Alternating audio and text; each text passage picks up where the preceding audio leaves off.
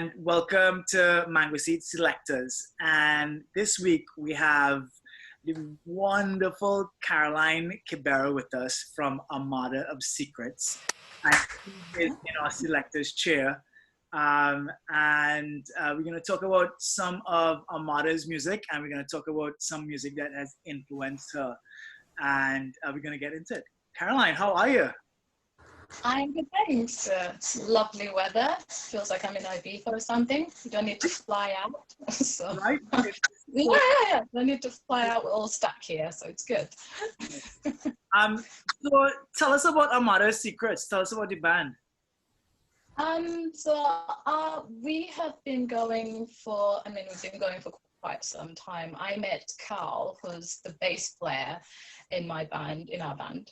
When we were in music school, so we were young and fresh, and and he'd started his band, and he saw me singing and wanted me to join. So I think back then I was really into rock music and quite a lot of music really, and I just remember thinking I want to be a little rock star, like a little black girl who does rock music, and I joined Armada of Secrets, and the rest is history. So yeah, it's been a really amazing ride.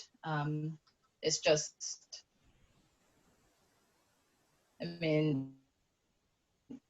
they're like he's lovely to me. He's seen me like develop to becoming a mother, and we're still kind of riding together. So yeah, love him. What music school did you guys go to?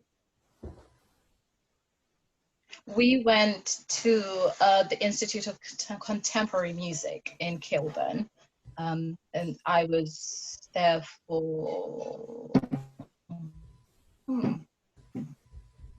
this was a very long time ago. I don't even remember when I was there, but we were, I feel old all of a sudden. You don't have to tell long you don't have to tell long you I was a baby. But yeah, I was there doing vocals, and he was doing bass, and must have been there for a year myself. I think I was there for a year, and so I think he was doing the degree. If you could describe what Armada of Secrets sound is, and I preface this by saying that we get asked that all the time, right? And I hate it. Yeah. I hate it because I cannot describe what kind of music we make. So I feel like asking anybody else that is annoying, but I want to ask you because I want to hear how you describe it.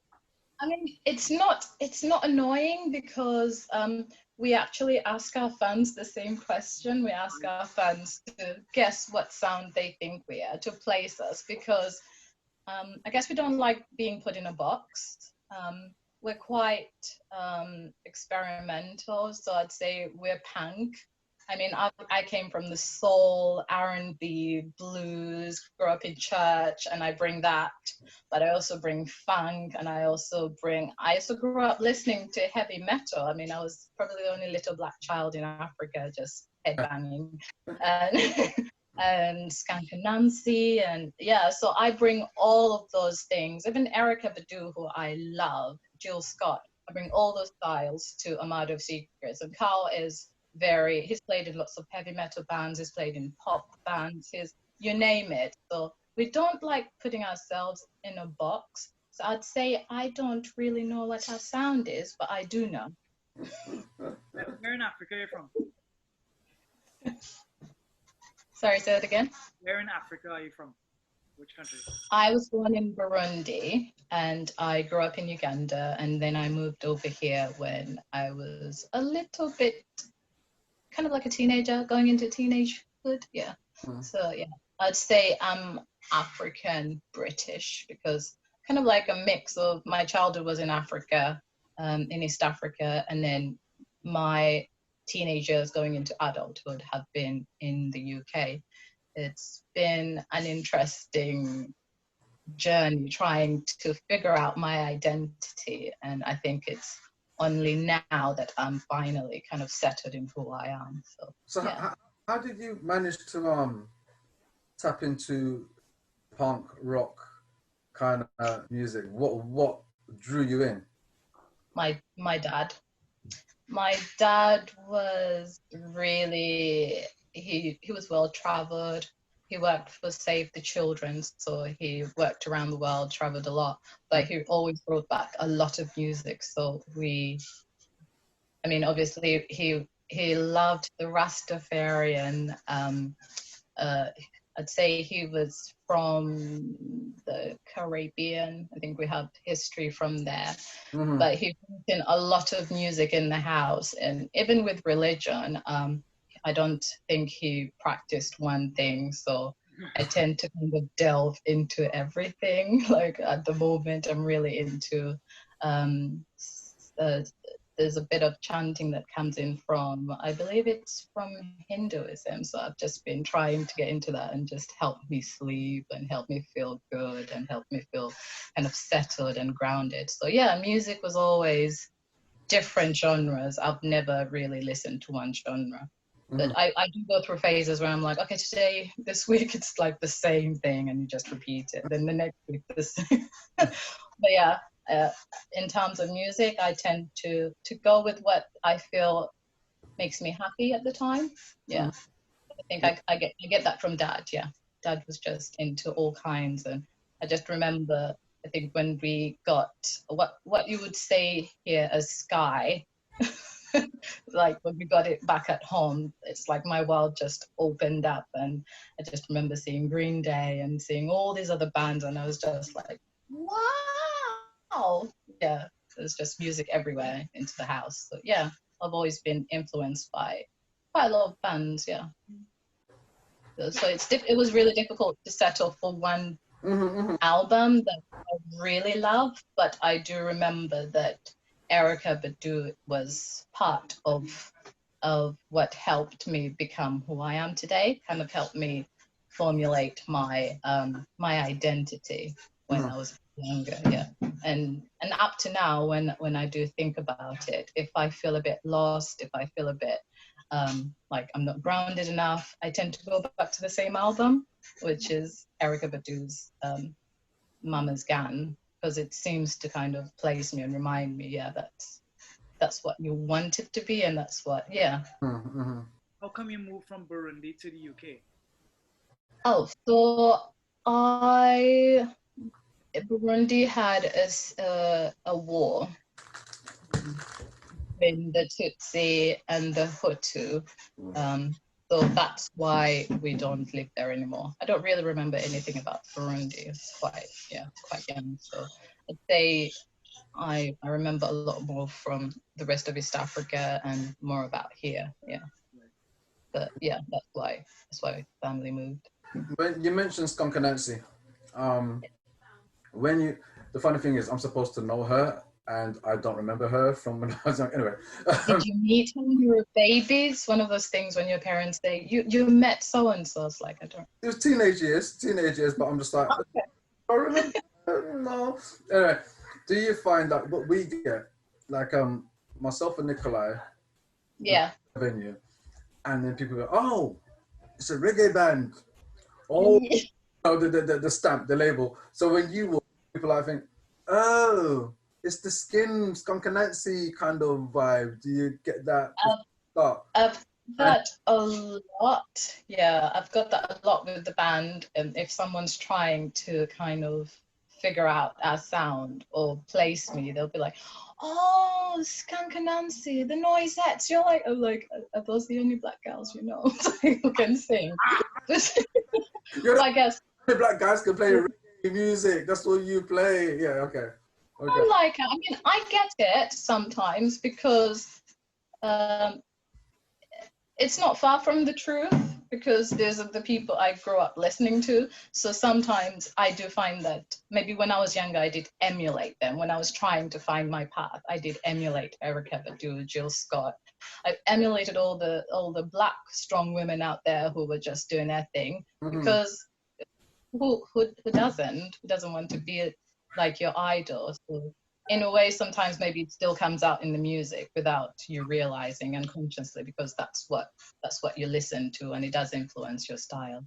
But yeah, people do often, sometimes people just throw it out there like, oh, I like Skunk Anansi. I'm like, come on, you didn't even look at it.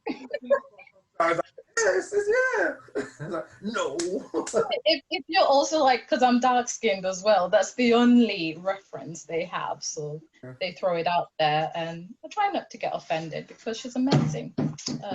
Yeah. Yeah. And we're fans of music too. So that, you emulate the guys that you grew up listening to, or the music that you Yeah. That's where, that initially the thing that drove you to start to make music to start off with was that. Yes. Yeah. And you also want to emulate them. As a songwriter, I'm like, I want to write a song like, and then after a while you develop your own voice and you figure out your own thing, and you're like, okay, I'm writing like me.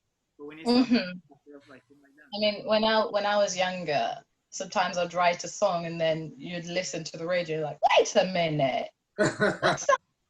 And then you realize, no, it's because you listened to one of their songs, and now now it sounds like, no, she's written my song. Like, no, it isn't. So it's just that thing where music just keeps going round and round, and nothing belongs to anyone, because we all influence each other, and it's really, I mean, I don't know who owns what. You don't. You build on something, or you influenced by something, and you try and take it in a different direction, and it's all copying and repasting, and how you take two different copies of things and repaste it together. Yeah. You know what I mean? And the whole interesting copy and paste, but make it yours. But the real interesting thing is that it's unique because of all those different influences. Skunk Nancy and Bob Marley, or Skunk Nancy and Green Day, or Green Day and Andrew Lloyd Webber, and all of those things meeting in your brain at once and then marrying to make this completely new thing. Hopefully, this new thing. Tell us about Black Dulwich. So I got this when I was, another one that I'm going to have to look back in the past. So Black Dulwich really comes from, I used to live in East Dulwich, and it's quite a fun, dancey, lots of different vibes really coming from it. Again, you probably can't place it, but at the same time, I wanted to write lyrics to it that were quite dark. So sometimes Carl comes up with like really amazing dancey songs, and then I'll bring in my lyrics are very like, it's time for therapy, because for me, my lyrics are always, it's the only way I can afford a therapist. So it's my way of letting things out. But basically, this song is about a stalker that I had when I lived in Dulwich. Okay, we're here to listen. We're here to listen. It was just this person that just appeared everywhere I went. It was quite scary at the time, so I tried to make it fun in the song, but it wasn't fun at the time. So and then he just disappeared one day and didn't come back. So yeah. Okay. He just disappeared. Yeah. Okay. Yeah, just disappeared. I did not do anything. So every breath you take by stinging the police, right? Every breath you take is about a stalker, and it gets played at people's weddings and things. And yes, it's like one of these big romantic songs. It's like no, this song is really dark. A lot of people dance to Black Dulwich and they're like, this is your best song. It's just really, it's the energy of that song is really intoxicating, and whenever I'm performing it with the band, you just leave the stage going, that's my favorite song actually of all the songs we've written. And I think we had really young energy, and we were just vibing and just really enjoying ourselves. And every time I sing that, it reminds me of why I'm in the band that I'm in, and why I do music, and why I write with the person that I write with, because but the lyrics are from a stalker of mine, but I try to kind of make it more fun so I don't scare people, too much. Okay. Alright, so tell us about Casino Wager. I'm really interested in where this comes from. Casino Wager, another downer. Sorry, guys. is another one of my therapy sessions. It's basically, this one is both about me and about Carl, the bass player in the band. And it's really talking about the demons that we were facing at the time. He was going through a lot of things that he was struggling with. And I guess I was struggling with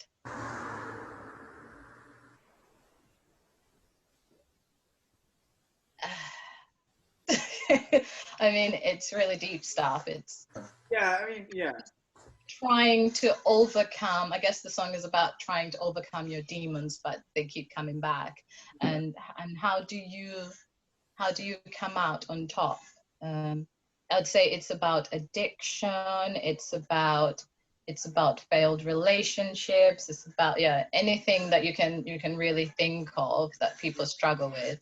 It is in there. So I tried. It wasn't just written about one person, just myself. It's written about quite a couple of people who I was talking to, and I just put everything together. So if you think about what people really struggle with, that's what it's about. It's quite a dark song, but I love it's really punchy and short and straight to the point. So it doesn't really stick around to wait for anyone. So everybody who's listening to this, go and click on the link in the show notes and listen to the playlist, because both of those songs, Casino Wager and Black Dove, are in that playlist. So go have a listen to it. And also the thing that's in the playlist too is what we're going to talk about next, which is Erykah Badu's Mama's Gun. Yeah. So tell us why this is your favorite album to start off with. Well, simply because she's just an amazing electric person. Doesn't put herself in a box. And I felt like that album really said that. It's very spiritual. I mean, but at the same time, really doesn't talk much about God, but you kind of feel God within, whatever God is, or whoever he or she is. I think she's a woman, but whoever God is, you feel that in there. I felt like it wasn't restrictive, so it was talking about being who you want to be, forgiving yourself for the past, and allowing yourself to make mistakes, because hell, we're human. And I listened to it when I was kind of like becoming a teenager, and at the time I thought I understood it, but I think I understand it a lot more now. I mean, there's this song that talks about body positivity and talking to yourself about you're okay with you, like just talking about the things that women struggle with, like we're always picking at our bodies. Oh, I just had a child and oh my God, there's a little pot belly on there, and then you're thinking, oh, wait a minute, it's natural. So it resonates with me now more than ever. I think when I was younger, I listened to it and it was fun, and it was just the vocals. I liked how relaxed she was when she was singing, but at the same time, the harmonies, it's just mind-boggling for someone to just sing like that so easily, and all of that, like God comes out of that. It's just crazy. Yeah. I mean, you listen to it, and it's one of those times when artists were like given the freedom, you know what I mean, to listen to the album. It sounds like a live gig, even though it's live. There's that live. You're in the room with them, and they're sharing an experience with you, musically, vocally, right? It's just beautifully done. And there are a few albums that can actually hit that, but then you put that against the other albums that were out at the time, and it's very like overproduced, very punchy, very in your face. Let's make a hit. And I think it was one of those albums that people sort of like goes, I'm glad I can just sit back and listen without feeling pushed to like something, you know, because I cannot remember a video from the album, right? Yeah. Because growing up, obviously, I would, you'd see videos on TV or whatever and stuff, and you go, oh, it's that. But I cannot, for the life of me, remember seeing one video from the album. But yet I know most of the songs, and the songs connect straight away, and the music straight away. you know, like I said, it was a time when artists, certain artists, well, I don't know who she had behind her to make it happen, to make that kind of stuff work and happen. But it comes out in the album, man. It just comes out, and you're right. It's a beautiful thing, and it's very, very, very relaxing, unforced. Yeah. You know, Unforced, yeah. I think that's the word, unforced. It's really difficult to do that when you go to the studio and record and just be really, really relaxed, because you want to outdo yourself, especially if it's your second album and your first album was still good. You're thinking, how do you go from good to great? And I mean, I go into the booth and I have to talk to myself, okay, you want the vocals. It's hard work recording music. It's really hard work singing. It almost feels like an exercise, and yet you don't hear it in the entire album. You just think she's sat in her living room chilling. Yeah. And that's why I like it. It's almost like she's speaking to you. She's like, she really sends the message, whatever she wants to talk about, be it politics. If she's just talking about someone's man who's really trying to get with her, and she's like, I don't want him. And it's just really simple. And it's, yeah. But the way she did this as well, it's you listen to music and sometimes the voice is in the speakers, but her voice is on your shoulders. You know, there's something about it, you can hear it there. You know, it's great stuff. You can just see her like waving sage and stuff around. It's just amazing.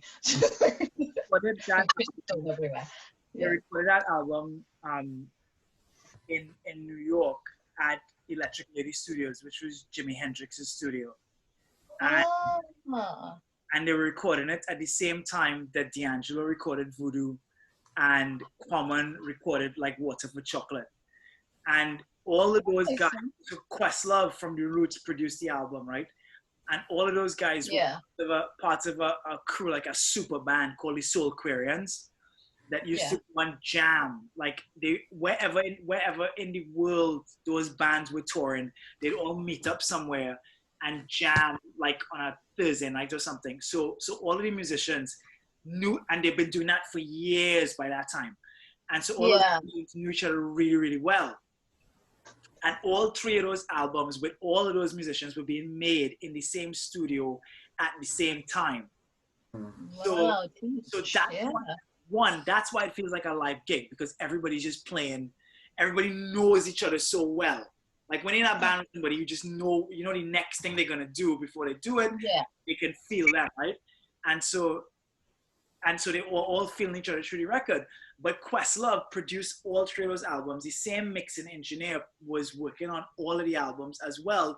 And they all went back to recording on tape and using analog processors and analog amps and stuff like that. So it feels like it's here. It feels like it's so intimate and like there because they all know each other so well. And I suspect the vibe in the studio was so relaxed. Yeah. Moving from one studio to the next, one booth to the next, playing this on this album, playing that on that album. Like they were just all vibing on it. And and all the albums did really well. It's amazing. Right? We know all of those albums. We know Voodoo. We know like Water for Chocolate, and we know Mama's Gun, like really well, because they. And I feel like that kind of that doesn't happen anymore. And I wish it did. I wish they gave artists that kind of freedom. Like, listen, because writing is not easy. I don't know why people think that you should write the first album and the next album should be great and the third album, it's all about hits. Whereas it's really about enjoying the music that you're making, and that's when things sound good, because it sounds authentic, because you're doing what you love. And I don't think that happens a lot anymore, really. Yeah. Oh no! Thanks for teaching me about that.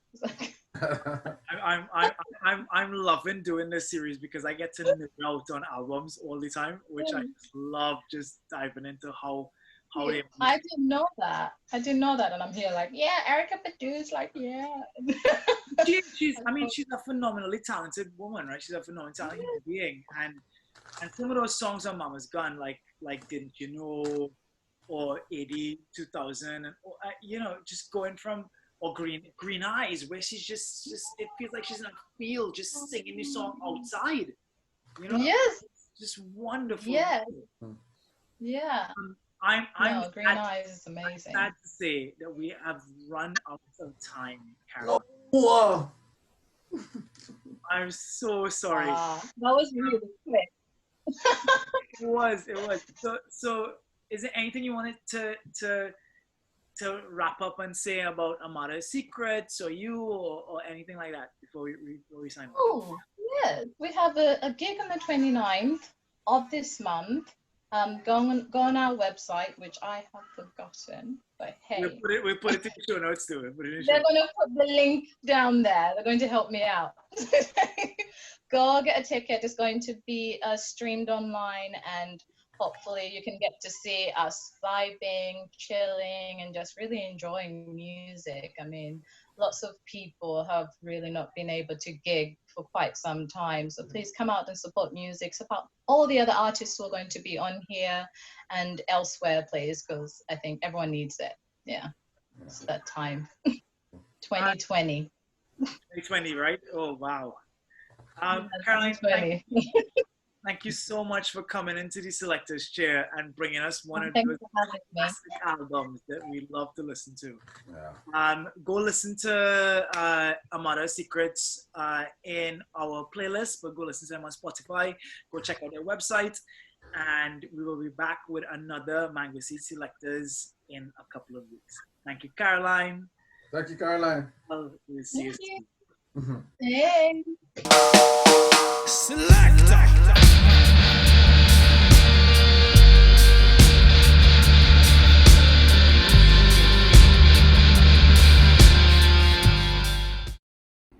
Rich and Nico in the morning. Like, share, and subscribe to all our videos. And if buy our shit and stuff, he's gonna keep laughing. But seriously, like, share, and subscribe. Thank you so much, guys. Come again next week, Tuesday. Peace.